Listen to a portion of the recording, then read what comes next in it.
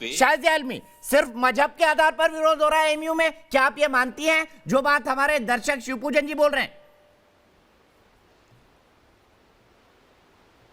नहीं, बिल्कुल मैं नहीं मानती हूँ इस बात को। और मुझे लगता है अभी कोई बात कर रहा था ग़ज़वा-ए हिंद की, मुझे लगता है जज़्बा-ए हिंद की बात होनी चाहिए हमारे देश में।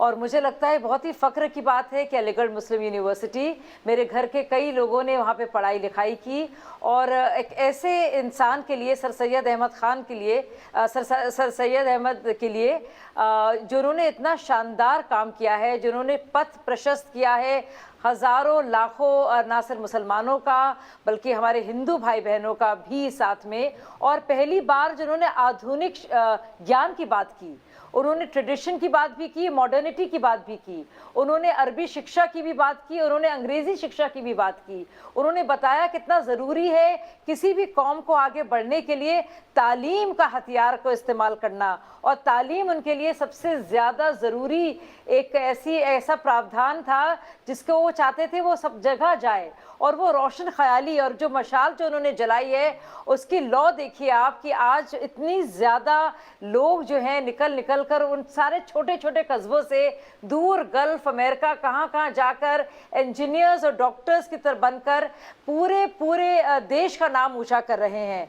तो सर सैयद साहब तो हमारे लिए ऐसी एक हस्ती है बड़ी, और समाज सुधारक और दृष्टि करता दूर देखने वाले, जो दूरबीनी के लिए अपने जाने जाते थे, और अपनी खुददारी के लिए बहुत ही बड़े परिवार के थे, लेकिन बहुत ही सादगी से जीते थे।